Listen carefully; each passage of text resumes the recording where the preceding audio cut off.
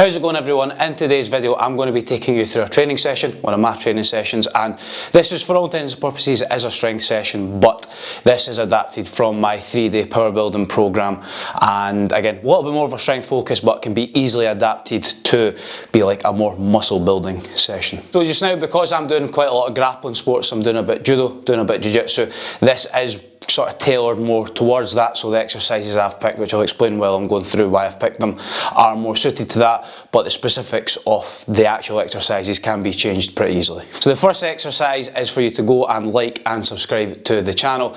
It costs you nothing and it helps me out massively, so if you can go and do that, that's going to get you going in the session, and then we'll actually move on to the proper exercises after you've done that. So leading off with the actual first exercise, and it's going to be front squats. That's going to be our main lower body exercise for the session. Even when you're training for strength, front squats are still a brilliant exercise, even though you can't use quite as much weight you can on a back squat. But for me, because I'm aiming this more towards sort of grappling sports, you could argue to say it's actually a better exercise than back squat, because you're being challenged a lot through your core and your posture, and obviously when you're doing a grappling sport you're getting pulled forward a lot of the time, and obviously on a front squat the bar's pulling you forward, so you want to try and keep yourself as upright as you can and obviously challenge the sort of your posture, so to speak.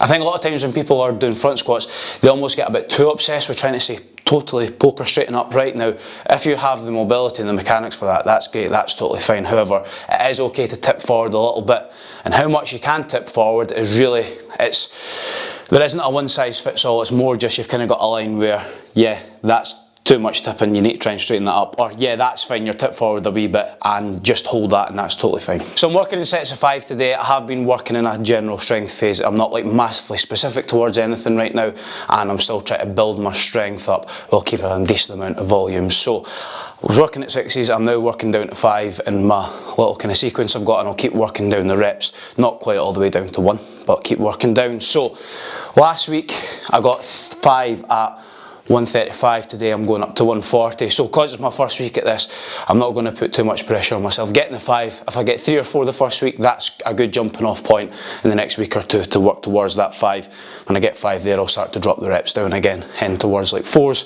3s, etc. And I'm quite happy as well, because one of my very first videos that I filmed, and I was just getting back into training after my stem cell surgery, I was doing front squats, and I think I was working around 90-100 kilos. And I was making those excuses in that video, and today my training's been good and I'm pretty much back to normal, so I'm not got any excuses to make. So hopefully if you watch the first video and you watch this, you see that my excuses weren't just bullshit and I actually was a lot stronger than I was at that time. Right, let's do this set. Oi.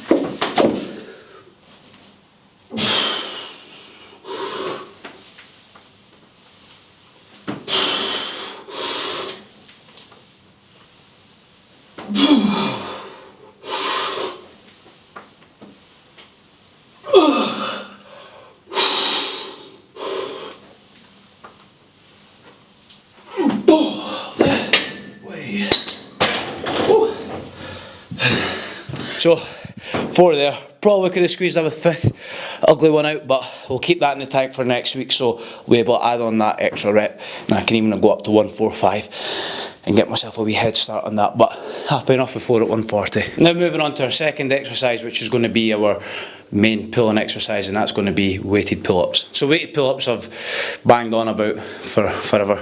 One of the best exercises you can do to develop strength. Even if you can just rep bodyweight pull-ups, that's a pretty good show of strength. But we're doing weighted today, and again, brilliant exercise to make you strong, and especially if you are some sort of grappler or do some sort of like contact sport. It's a lot of, obviously, pulling, as you can imagine. Pull-ups mimics that quite a lot, I should say. So going with pull-ups, go neutral grip, palms facing together.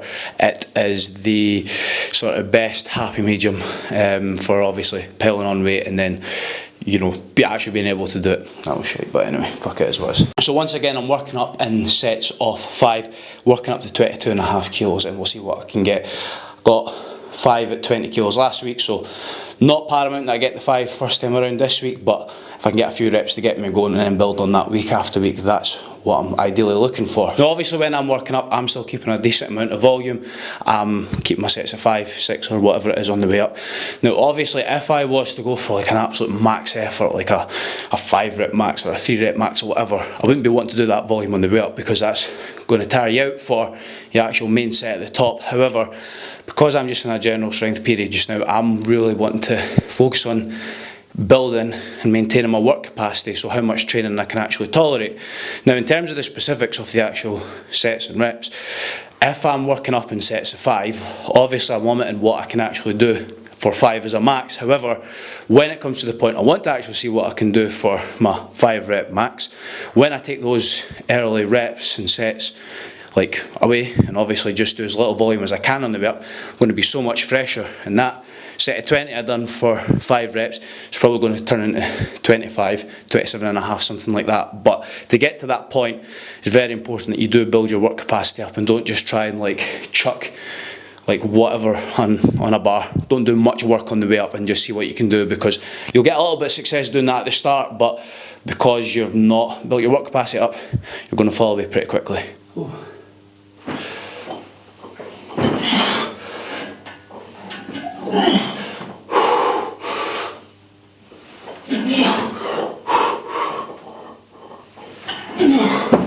So 22 and a half for 4, take that in the first week, like front squats. I'll get the 5th one next week and then I'll keep pushing forward. So moving on to exercise number 3, which is my main pushing movement, which is a dumbbell bench press. Now, using dumbbells for your main pressing movement in strength training isn't always the best thing to do because you do have that stability factor, but because I do my barbell pressing on my other 2 days training, this stays wide open for me to go and do dumbbells. And also because I'm gearing this towards doing grappling sports, dumbbells are, in my opinion, a lot better and do crossover a lot better than doing bench press with a barbell, because when you're wrestling and grappling with somebody, your arms are never in that fixed position. They're always going here, there and everywhere, and obviously having to control that and be strong in that positions and in those funny positions, the dumbbells mimic that a lot more than a barbell does. So that's why even when I was doing judo and training judo full time, I never really felt that I got that much from doing flat bench press with a barbell, but doing dumbbell bench press I felt like I got a hell of a lot more from. And then also as well, I've never been massively strong at pressing movements, but I was always a lot stronger comparatively at the dumbbells than a barbell. And I think as well, when you are training to cross over to a sport, a really good indicator about what exercises are suitable and not suitable is your actual strength levels at them, because obviously if you're using those muscles a lot and those movement patterns in your sport, stands to reason you're going to be stronger at them in the gym because you're doing them more. So that's a way that I always, when I work with somebody, whether it be a sport I'm familiar with, maybe the odd sport that I'm not massively familiar with, I'll get a pretty good gauge pretty quickly that what they're doing in the gym is suited to the sport based on their strength level, both naturally when they first start and then also as we progress on. So that's me hitting the top set now. 54s, I need to try and get 5 because I did get 4 last week, so going to get them in, but I'm going to get my excuses in now because the shoulder's feeling a little bit niggly. However, this actually does take me on to a point that I want to make. So I did train jiu-jitsu this morning, as in an actual fact as well. I'd done that 2 hours late last night as well. So basically, in the last 17-18 hours, I've done about 3.5 hours of training and obviously 2 sessions that are at a pretty decent intensity.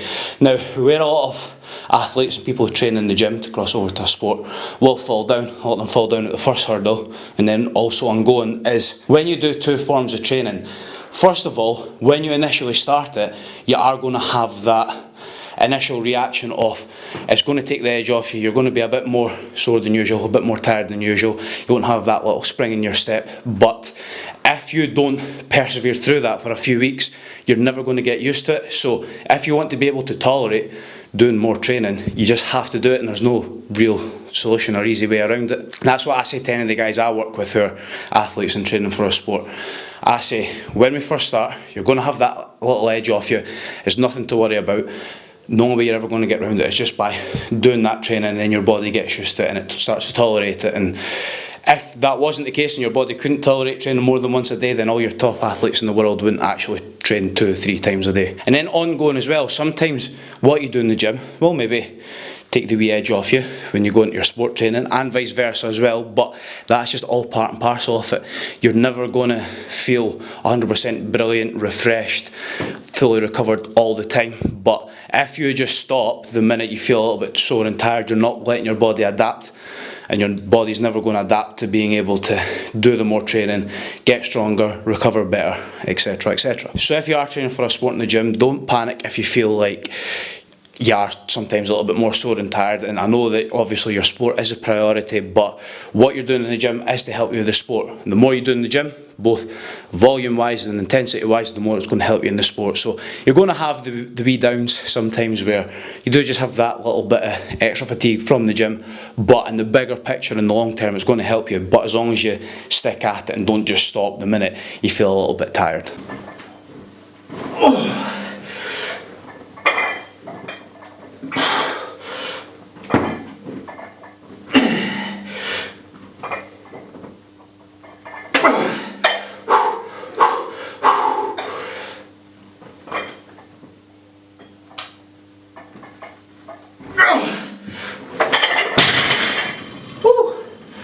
Never in doubt. So that's me done my 3 main exercises, and when you are setting up a full body session, the way it should be broken down is you've got your 3 main exercises, which are a main lower body movement, a main pulling movement, and a main pushing movement. Most cases, sometimes if you're training for something specific, you might have a wee change to that, or maybe a wee extra one, but in pretty much all my training plans, that's the way that full body sessions are split up in terms of the exercises.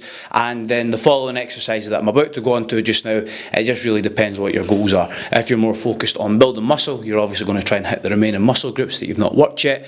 If you're training more on the sort of strength side, that'll be your corrective exercises or assistance exercises to maybe any body parts or movements that you struggle with.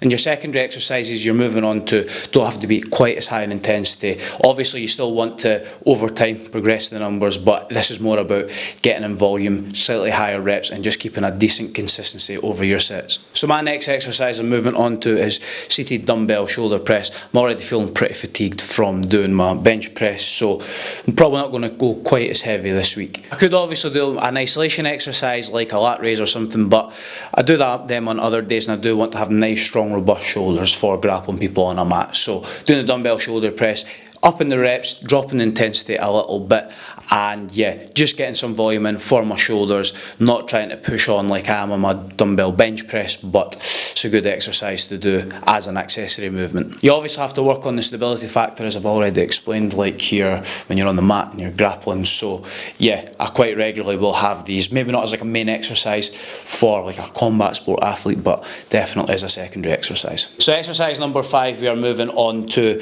dumbbell RDL. So obviously I have already done front squats, which is quad dominant exercise, still a little bit glutes and hamstrings, but you're working a lot more of your quads than you would on a back squat. So we're doing the RDLs to target the glutes and the hamstrings and keep them nice and strong, and most importantly stop any injuries, because probably everybody watching this video at some point or another has injured or strained or torn their hamstring at some point, especially if you're doing any sort of running training, and I maybe play football once or twice a week as well. So that's one of the main reasons that I'm doing quite a lot of hamstring exercises as my accessory exercises, just purely down to injury prevention. When it comes to programming deadlift and movements in, obviously your main deadlift, which I do on a different day, that is very taxing on your body, and pretty much any deadlift movement is, because you're going to be loading up with a hell of a lot of weight.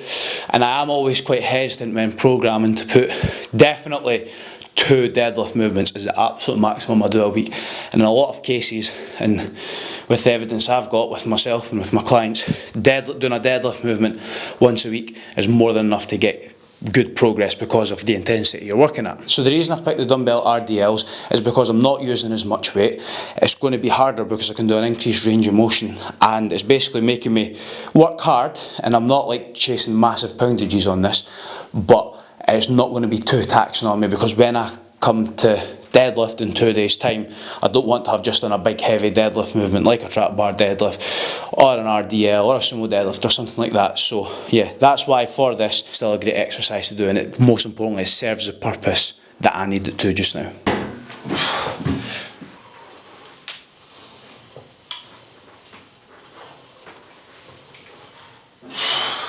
So that is the session and the video. Hopefully you enjoyed it and you learned a little something. Hopefully you can take something away in terms of the exercises and how you can structure your own full body training session. However, if you do want to take all the guesswork out of it, I do have coaching spaces available.